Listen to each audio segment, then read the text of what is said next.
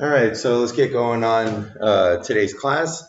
So today is going to be where we introduce the idea of hypothesis testing. So finally, after all those weeks of building the skills, after all those weeks of practicing order of operations and how to calculate a z-score and what a mean is and what a standard deviation is, and after all of that practice of getting very comfortable with all of those different elements, now is when we're finally going to put them all together to do the really cool stuff that allows us to do the psychology that we want to do, answer the questions that we want to answer, and basically start to do the real world actual statistics that psychologists do to analyze the results of their experiments so that they can generalize that to a population.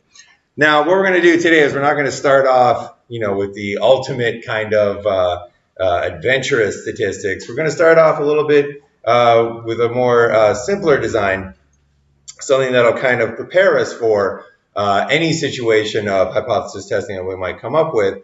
But again, we finally made it to the point where we are going to start taking a look at data, and we are going to start looking at the skills and the techniques that psychologists use statistics for to be able to generalize or answer questions about that data.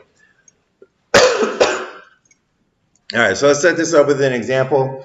So let's say that you graduate from IUSB, you have a career in educational psychology, and an elementary school calls you up, and they say that they think that something's wrong with the self-esteem of these students. So they want you to come in and assess their school, assess their curriculum, and see if there's anywhere that you think you can change something to help increase the self-esteem of the students that go to this elementary school.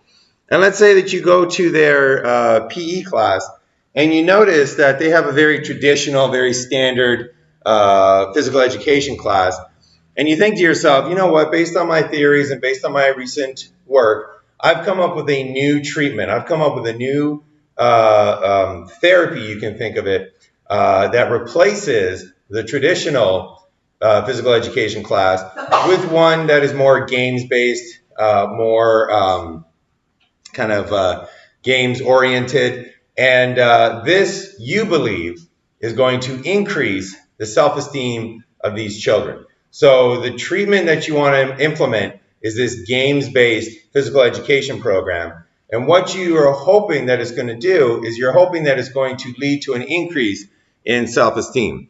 Now, again, we can very easily apply this program to these students and then just measure them after the program to see if their self-esteem has increased.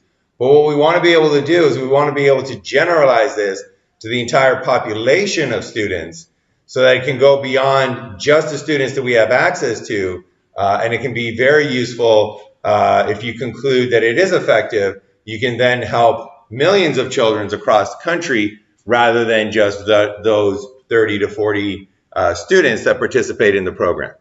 So that's what we're going to be looking at today as our way of introducing ourselves to hypothesis testing. So we'll start off with the core logic of hypothesis testing. What are we trying to do with hypothesis testing? When we ask, does this therapy work? Does this treatment work? What is it that we're trying to answer? We'll take a look at the 5-step process.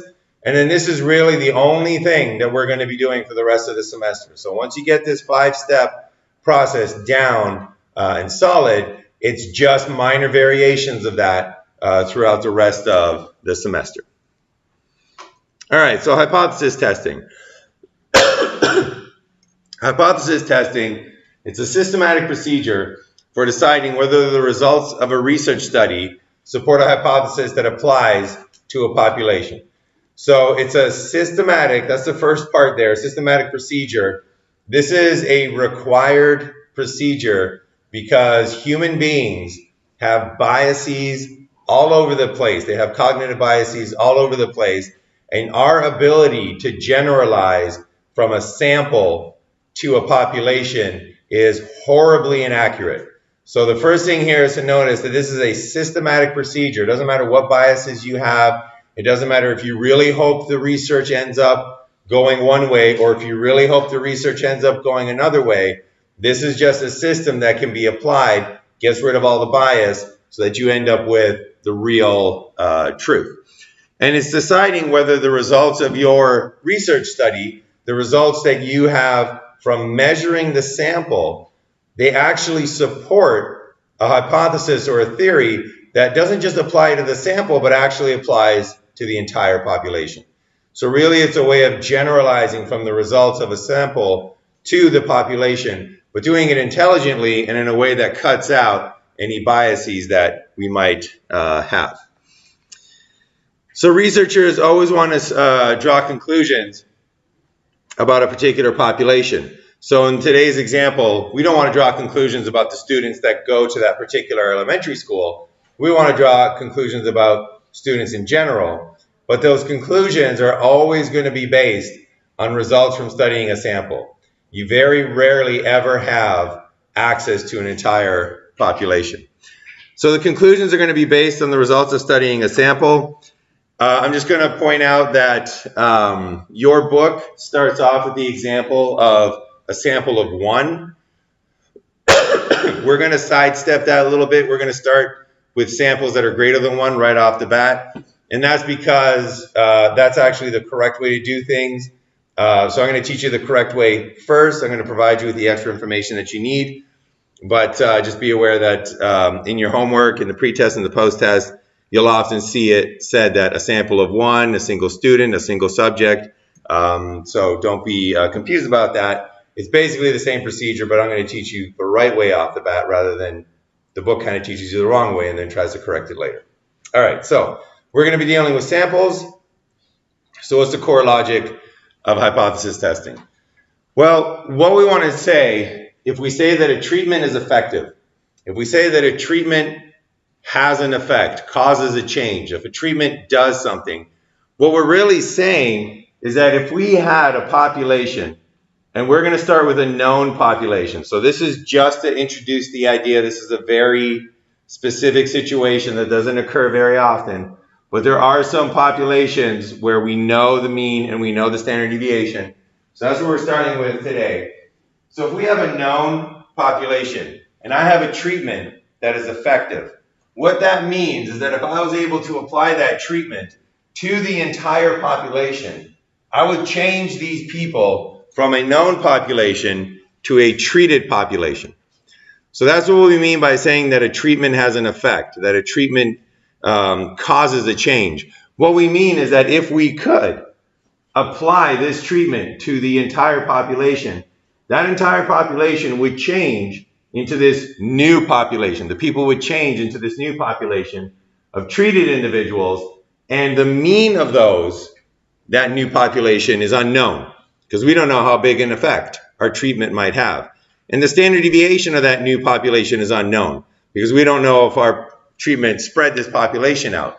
So we have now two populations. We have the original population, and then we have this new population that was created after treating that original population. So we can't do that in reality. We can never treat an entire population. So what we do is we take a sample from that known population. We take a sample from the population that we know the mean of and we know the standard deviation of, and we treat that sample. So we take 20 people, for example, out of that population, and we treat the sample, and then we ask ourselves, did we end up with a sample from the treated population? That is, has our sample changed enough that it now belongs to this new treated population? So we had a sample of people from the original population. Did our treatment change them enough so that they now belong to this new treated population and they're no longer a part of that old, untreated, previous population? So that is the basic idea. That's what we're basically trying to find out. Does this sample, after the treatment, have they changed enough that they now belong to that new population? Or do they still belong to that old population? If they belong to the new population, that means that the treatment is effective. It made a change. If they still belong to the old population, that means that the treatment did nothing. It didn't change them from here. They're still the same people over here. All right, so that's the basic setup. The last thing we need to change for this intro to hypothesis testing is, this is a simplification. It was just made because the mathematics is a whole lot easier. It's also generally true of a lot of different treatments. But the simplification we're going to make is that this standard deviation for the treated population, it's the same as the standard deviation for the untreated population. So basically what we're saying is that our treatment has changed these people, has increased their scores, or it's decreased their scores. It's changed their scores somehow, but it's done the same amount for everybody. So it hasn't stretched out the population, it hasn't squeezed in the population. It's basically taken everybody and moved them to a new place while maintaining the shape of that population distribution. All right, and that is the core logic of hypothesis testing. So again, what we want to do, we took a sample from a known population, we treated it, and now with this sample, with this new sample, we are asking, was our treatment effective? Does this sample now belong to this treated population? Or was our treatment garbage, it didn't do anything, and this treated sample hasn't changed at all, still belongs to that old known population.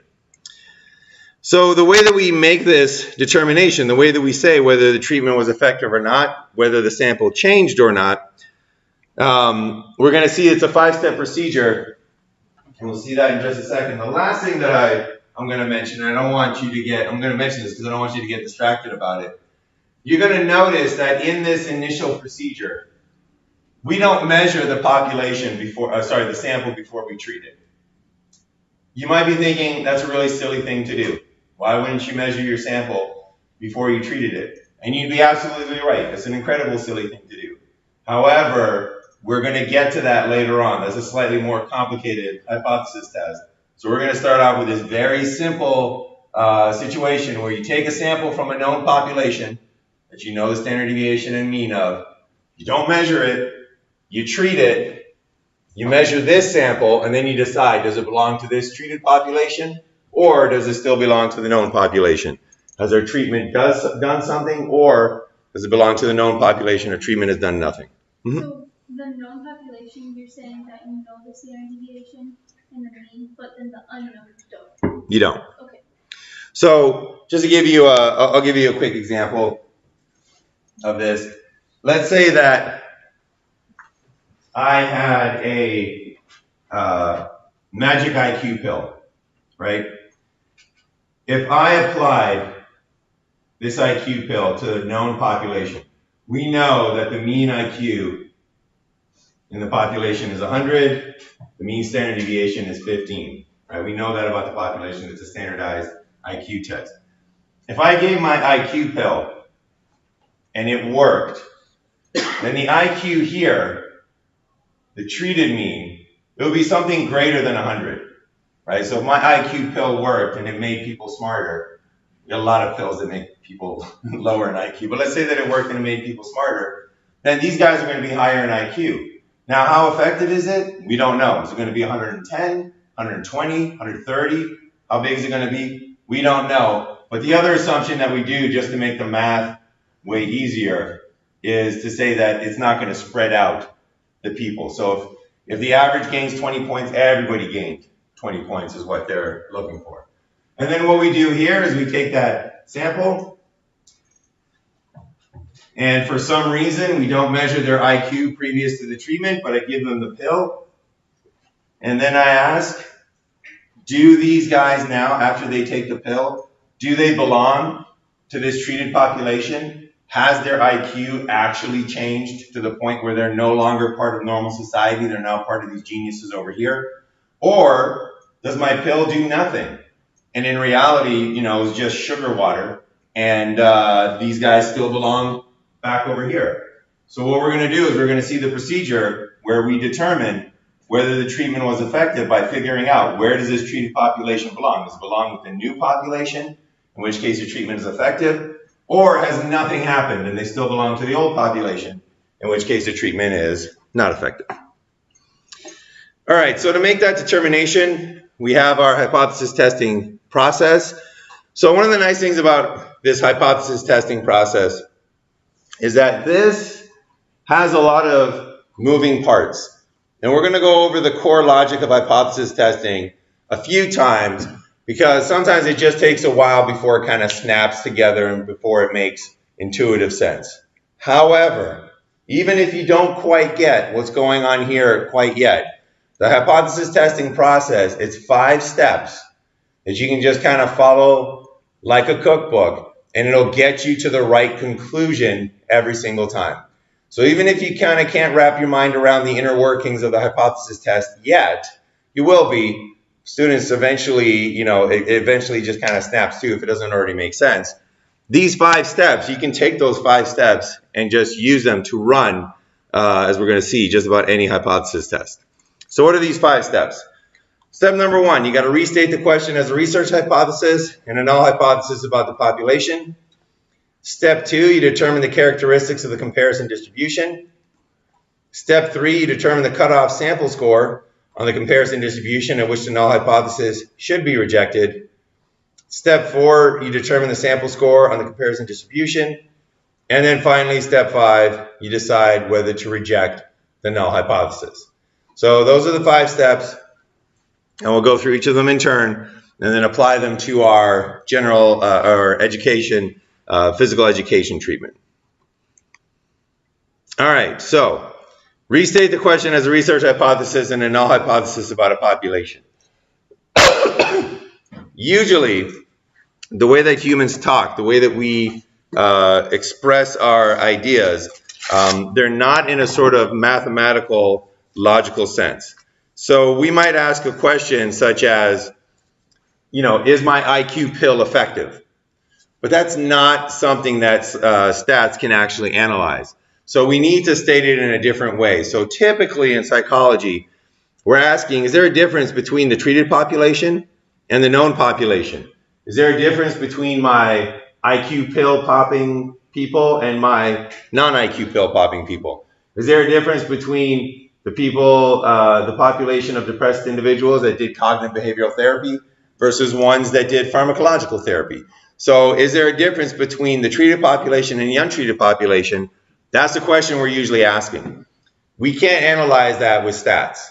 We need to put it in a way that statistics can handle, and we do it by rephrasing this into 2 separate hypotheses. The first hypothesis is the research hypothesis. This is the hypothesis that expresses that the treatment has an effect. All right, so in our case, the treatment having an effect, we can express that mathematically as the treated population mean does not equal the untreated population mean. So for example, in this IQ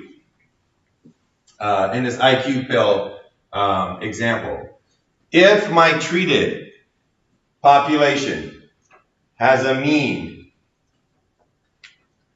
of 120, right? 120 does not equal 100. We would say that the treatment has an effect. We would say that my pill has an effect. If, on the other hand, the treated population had an IQ of 75, 75 does not equal 100. We would say my pill had an effect. Didn't have the right effect, had the complete opposite effect, not exactly what we wanted, but it still had an effect. So the treatment does have an effect, covers both when things increase and when things decrease. Basically, the treatment has changed the score. The treatment has changed the mean. So we write that as the mean of the treated population does not equal the mean of the original known population. So that's the research hypothesis. And the opposite of the research hypothesis, or second hypothesis, is called the null hypothesis. And the null hypothesis is always the complete opposite of the research hypothesis. So if the research hypothesis is the treatment does have an effect, The null hypothesis is the treatment has no effect or does not have an effect. If the research hypothesis is that the treated mean does not equal the original known mean, the null hypothesis is that the two of them do equal the mean. So let's see how this actually makes sense. If I told you that I have this miracle IQ pill, and if I was able to give it to the entire population, and the mean IQ of this population was 100, after taking my pill, the mean IQ would be 100. You would say, you're changing their IQ from 100 to 100? Your pill has no effect. That's exactly what we're saying here. So if the treated mean is the same as the untreated population mean, that literally means that your treatment has no effect. Your treatment has done nothing, has changed nothing. So that's the first requirement. That's the first move. You got to change that statement. You got to change that question into a research hypothesis that says that there is an effect, and you change it into a null hypothesis that says that there is no effect. Research hypothesis in this case, treated mean does not equal the original mean. Null hypothesis, treated mean does equal the original mean. All right, step number 2, determine the characteristics of the comparison distribution.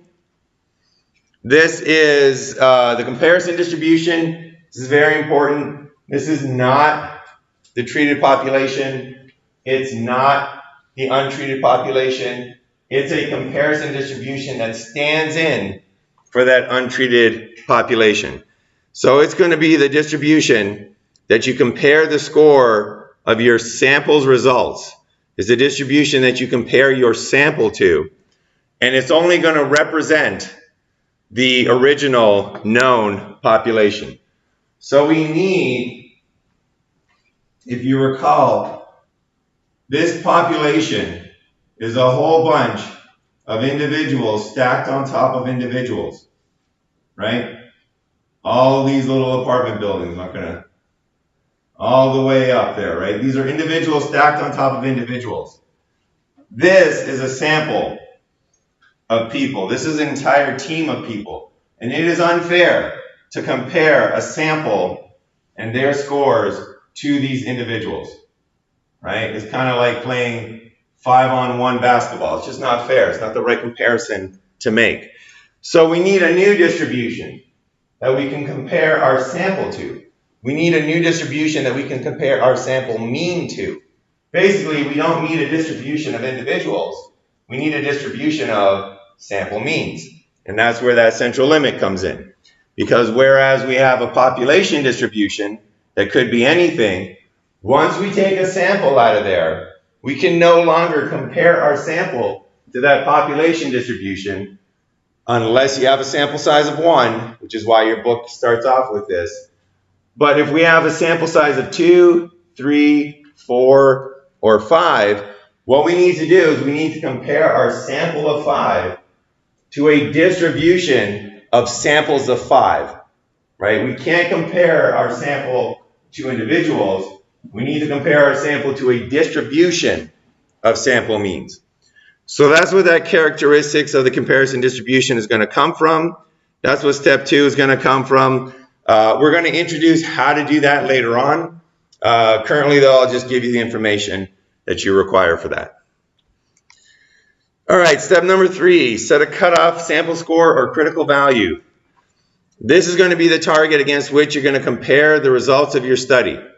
So this is literally, when we get our comparison distribution, this is going to be the lines in the sand that we draw on our comparison, and we tell our sample, if you cross this line, if you step over this boundary, so we're going to have, as you're going to see, 2 lines in the sand, and we're going to tell our sample, when we're comparing it on this distribution, if you cross this little line here, if you end up in this area over here, we're going to say the treatment was effective.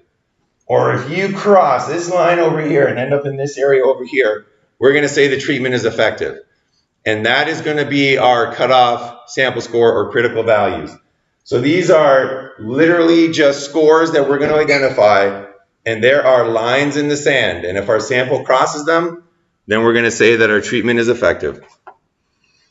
All right, so we have our sample score, we have our comparison distribution, we have our cutoff scores, and as we're going to see later, this comparison distribution, in order to find the cutoff scores, it's got to change into a Z distribution. So that gives us the ability to go back to the table to look up those values. But the last thing we need to do is we need to change our sample mean into a Z-score so we can find out where it is on this comparison distribution. So we got to figure out that Z-score for the sample's mean and find out where it is on this comparison distribution over here. And then depending upon where it ends up, depending upon whether or not it crosses that line, we go to step 5 and we decide whether or not to reject or accept that null hypothesis. So we compare our sample's Z-score to the cutoff Z-scores. So these are the cutoff scores. We got to find out where our sample is. If the sample score goes beyond the cutoff score, and what I mean by that is that you kind of start off in the body over here, right? You start off in the main area. And if, like some disobedient child, your sample wanders off and crosses that line, you told them not to cross the street and they cross the street. If, for like some disobedient child, your sample mean ends up crossing that line, then we accept the research hypothesis. We say that we have a treatment that has an effect, and we reject the null hypothesis. We reject the idea that our treatment does nothing. If, on the other hand, the sample score is not like a disobedient child and stays within the boundaries that you have set for it, if our sample ends up somewhere in here,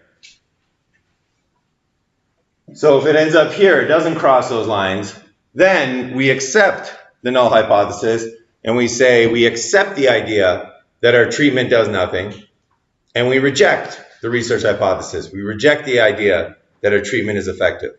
So notice that because the null hypothesis and the research hypothesis are opposite each other, you always accept one and you reject the other. It's just the way it works. You can never accept them both or reject them both.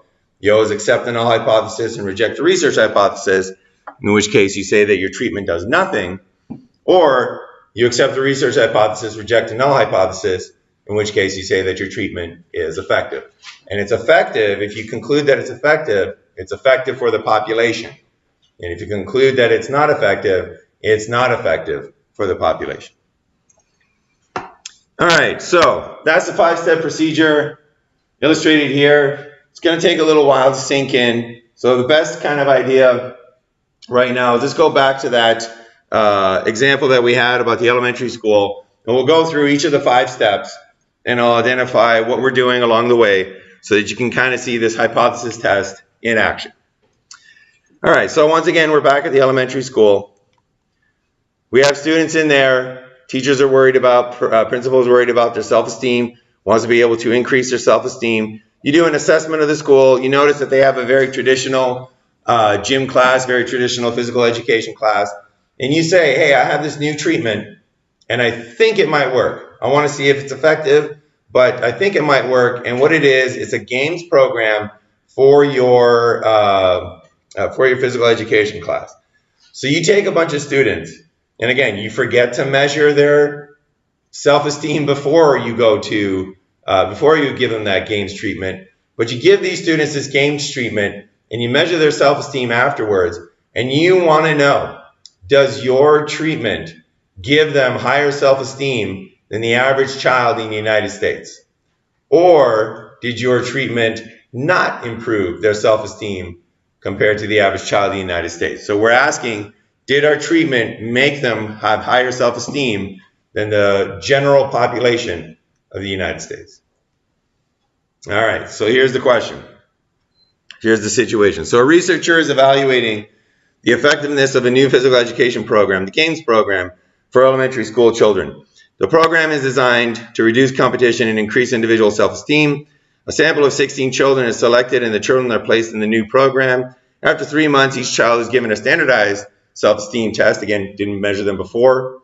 It's a slightly more complicated test. For the general population of elementary school children, the scores on the self-esteem test form a normal distribution with a mean of 40 and a standard deviation of 8. So this is typical of a standardized test. You'll know the population mean, you'll know the population standard deviation. So we know that on average, the general population of elementary school children has a mean of 40 and a standard deviation of 8 on this self-esteem test. So the 16 children that we gave this games program to, we give them that self-esteem test, and the sample mean is 43.5. Is this enough to demonstrate a significant effect? Assume a two-tailed test with an alpha of 0.05. So the sample mean is 43.5. So we know without stats, all we need is descriptive statistics. We know 43.5 is bigger than 40. But the question we have to ask is, has our sample changed enough to say that they no longer belong to the regular self-esteem students who have an average of 40 with a standard deviation of 8? Do they now belong to these new higher self-esteem population? Have they transformed so they now belong to this new population? So that's what they mean. You'll see this language, demonstrate a significant effect. That means does your treatment have a real effect? That's all that it means. If you applied your treatment to the population, would it work? And assume a two-tailed test. We'll talk about that later with an alpha of 0.05. We'll talk about that right now. All right, so when you're doing this test, you can never for sure say that your treated sample belongs to the treated population. You can only say that with a certain amount of probability, with a certain amount of certainty. And that's what that alpha level right there is.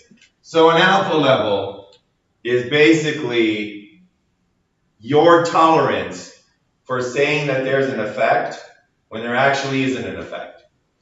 And that 0.05 of an alpha level means that you're willing to entertain a 5% chance that at the end of this, after doing the stats completely correct, you might conclude that your treatment is effective, even though your treatment has done nothing. You just ended up with a fluky sample of 16 highly self-esteemed children. So that's what that alpha level means.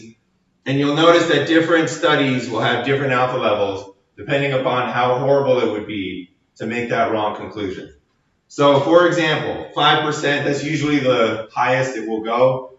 A lot of psychology studies have this 5% alpha, and that's because, if we make a mistake here, if our physical education program doesn't actually increase self-esteem, these children are no worse off than they were before. They're still going to gym class, they're still getting physical education.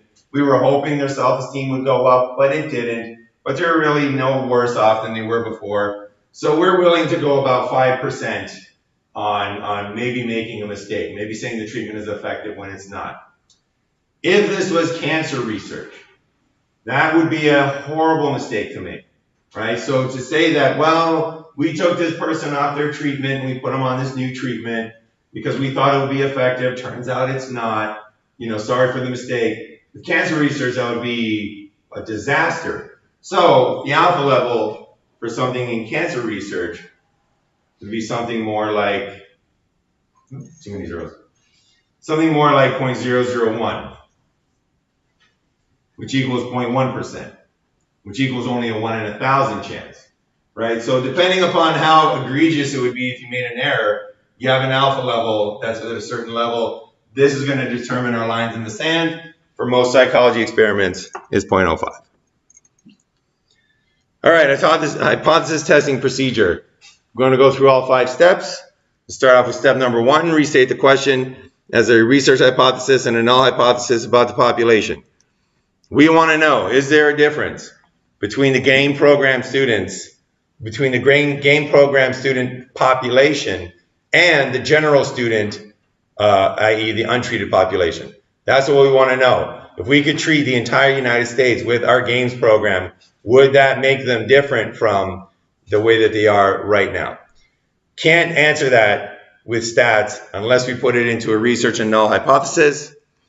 So the research hypothesis is that the games treatment does have an effect And that is written out as the mean self-esteem for the games population does not equal the mean self-esteem for the general population.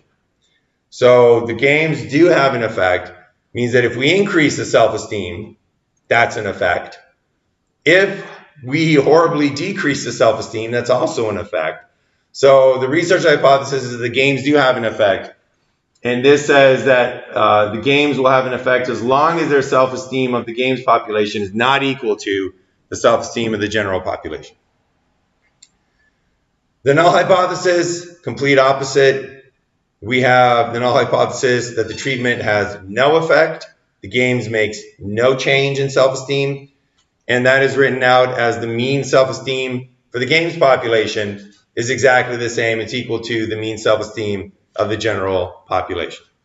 So that's restating the question as a null hypothesis and a research hypothesis. So now we're ready to go on to step 2. We got to determine the characteristics of the comparison distribution. All I want you to do right now is just pay attention and make a mental note that the comparison distribution is not the known population distribution, unless you're dealing with a sample size of 1 like you will in your homework. But start making that mental distinction. You have a sample. You cannot compare a sample to a bunch of individuals. That's not fair. So we take our population, and from that we're going to determine this distribution of sample means. And that distribution of sample means is what we're comparing our sample mean to.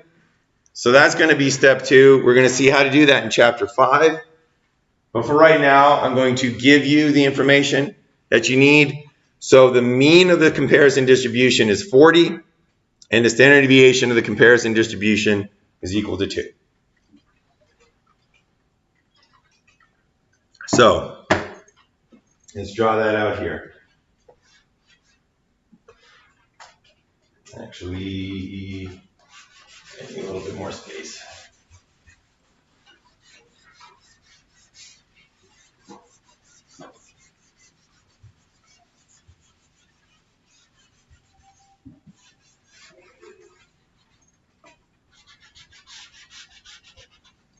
All right, so we'll keep that one up there.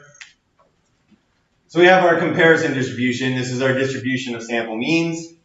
It's got a mean of 40, and it's got a standard deviation of 2.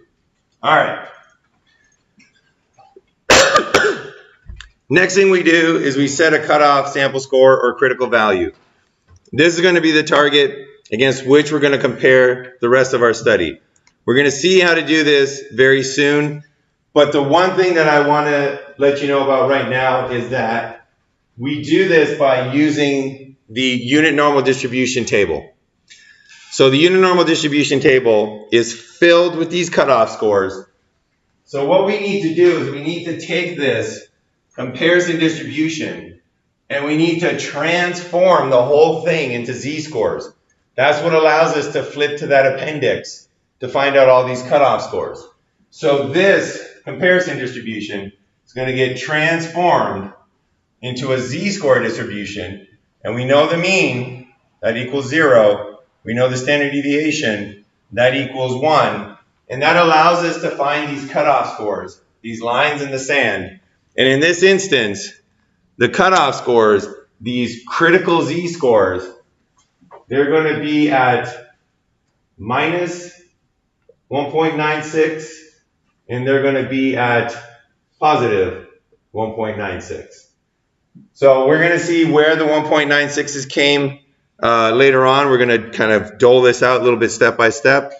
But these are the lines in the sand. These are the limits that you have put on. These are the boundaries you've put on. And depending upon whether our sample of 16 students crosses in to either of these areas, that's going to determine whether we say our treatment has an effect. All right, so next thing we got to do is determine our sample score on the comparison distribution.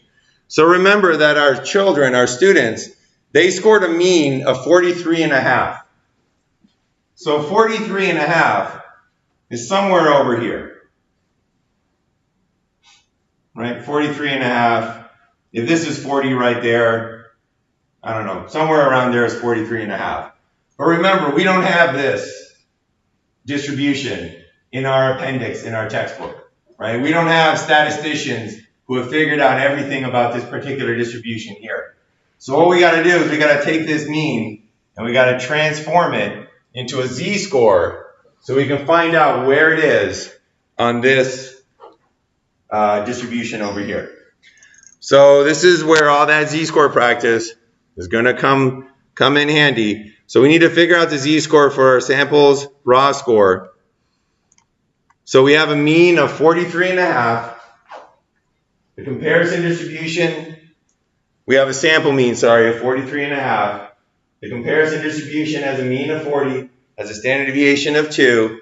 We plug that into our z-score formula. We have 43.5 minus 40, all of that divided by 2, and we end up with a z-score for our sample of 1.75. So what that means is that on our z distribution over here, that's a mean of 0. This is positive 1.96. So our mean is somewhere in here. That's where 1.75 is. So our subjects didn't cross the line. They're still within the boundaries.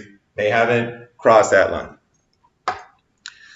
All right, so now the final question, the final step, step number 5, decide whether or not you're going to reject the null hypothesis. If the sample z-score is beyond the cutoff z-score, we accept the research hypothesis and we reject the null hypothesis. So this is something that we're going to pause here for a moment. This is a slide where I have seen many students stumble at this point.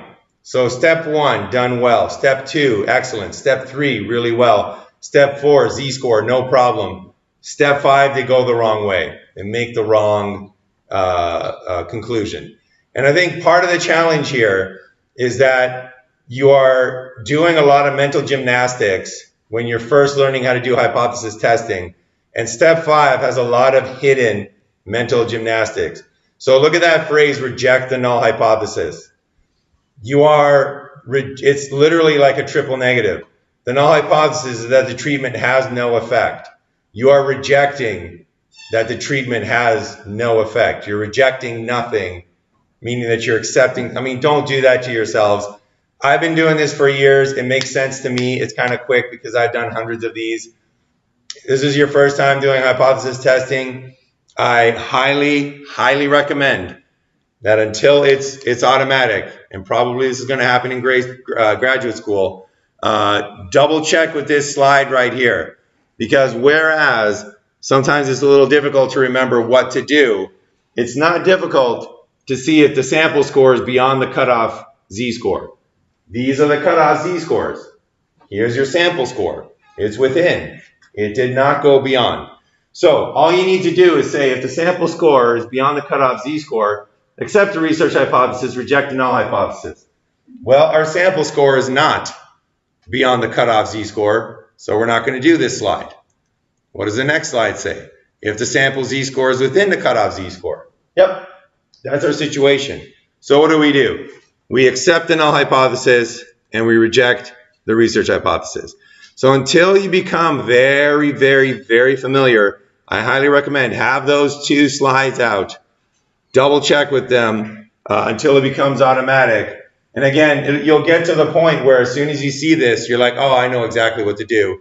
But until you get there, I've seen too many students get to this point and they're like, do I accept the rejection of the null? I'll just accept this, reject this. And you fumble it at the 1-yard line. Don't do that. We're going to accept the null hypothesis, reject the research hypothesis because our sample scores between there are cutoff scores. So that is our final result. And we accept the null hypothesis, meaning that we accept that our treatment does nothing. And unfortunately, we conclude that the games program does not change the self-esteem of students compared to the general population. Our games program does not cause that increase in self-esteem that we were hoping for. All right, any questions on that so far? All right, so let's take a look at this one more time. And let's say that this is never, it's never good news. It's never a fun result when you find out that that treatment program that you were working on turns out to be ineffective, turns out to be useless. So let's say we're back in the lab on Monday and we're wondering what could have gone wrong, what could have gone wrong. And one of our research assistants comes running in and they're like, oh, doctor. And you're like, what's wrong? And they say, oh man, when I was scoring the self-esteem scores, I forgot to add 1 to every single score. I don't know how that happened, but every single score was down by 1. I forgot to add 1, to every single score. And you're like, oh, okay. So that means that this sample mean of 43.5 is too low. Our sample mean is actually 44.5. So let's see what would happen now with this hypothesis test when our mean is truly 44.5, not 43.5.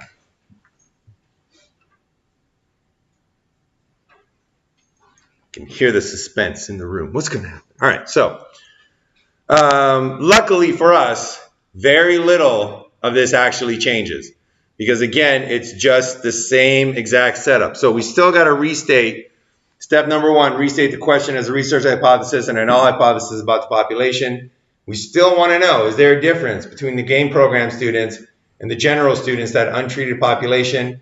Our research hypothesis is still that the games do have an effect, that the mean self-esteem we're going to find with the games population does not equal the mean self-esteem of that general population.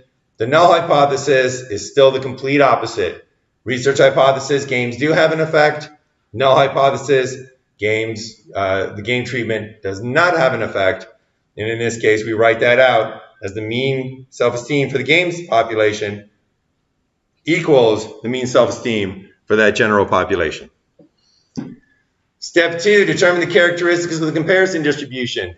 Exact same thing. Not the known population, but that distribution of sample means depending upon how big our sample is.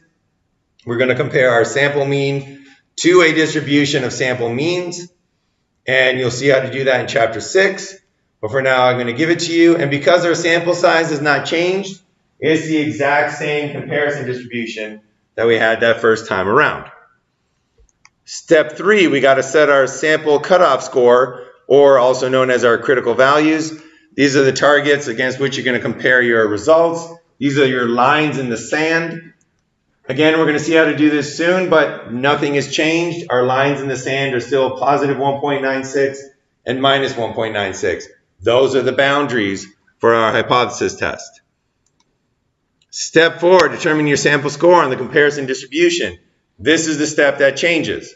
So we have a new sample mean. Our sample mean has now been correctly calculated. So we got to calculate that new z-score to find out where this sample in this comparison distribution ends up in this unit normal distribution that we have to use so that we can use the tables in our statistics textbook. So now we go back to our formula for z-score. We have our sample mean.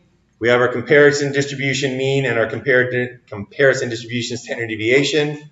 There's the formula. We plug it all in, and this time we get a score of 2.25. So if this in our comparison distribution is a mean of 0, and this is 1.96, 2 is somewhere over here, 2.25 is somewhere over here. This time our sample has crossed that line. This time our sample has gone beyond the line because now the z-score is 2.25. So you can see why it's so important to be exact when you're calculating out your scores. So we got 2.25 now. So now what do we do? Once again, I know what to do here. I've done hundreds of these. It's automatic for me. Until it gets automatic for you, go to the slides, go to this kind of decision tree. If the sample z-score is beyond the cutoff z-score, there's the cutoff score. Our sample has moved from the body and it's gone beyond that score. It's crossed that line in the sand. This is the situation that we're currently in. So what do? We accept the research hypothesis and we reject the null hypothesis. We accept that the treatment is effective and we reject the idea that the treatment is not effective. If, on the other hand, we were within the body, then we would accept the null hypothesis. We would say the treatment has no effect. We'd reject the research hypothesis. As it is, our sample has crossed that line. So now we can reject the null hypothesis. We can reject the idea that our treatment has no effect. And we actually have a conclusion that the games program does change the self-esteem of students compared to the general student population. And this means that it does it for the population. So we know it works for our 16 individuals because we got the numbers, but now we know that this program actually works for the population of individuals. It's actually effective. Statistically significant is the phrase that they use. So that means that now, after this study, we can call up elementary schools all over the country and we can say to them, look, we've got this program. You know, if you want to increase the self-esteem of your students, well, boy, howdy, do I have a physical education program for you. And we can make a change to the entire population. All right, well, that's all that I wanted to cover today. It's a good thing because I think my voice is about to go. But we're going to spend some time on hypothesis testing. This is a very kind of simple example. We've glossed over a few of the details. Don't worry about that yet. You're going to get to the point where you can do every single step of all 5 steps on your own. But we're going to take a little bit of time to kind of let this sink in. Let that logic sink in. Let the idea of hypothesis testing sink in. So that's all I wanted to do for today. So next time when we come back, we're going to take a look at another kind of view of hypothesis testing. And then we're also going to take a look at, I believe, how to find these cutoff scores. We're going to start building up our knowledge of how to do that entire hypothesis test. So that's it for what I wanted to cover today. So if you are feeling ill like I am and you want to call it an early session, feel free. Otherwise, we got about 20 minutes left. If you have any questions, especially about the hypothesis test that we just saw, feel free, call me over if you want to work on some of your homework or anything and you need assistance. Let me know, come on over. Otherwise, I'm done with what I wanted to cover today.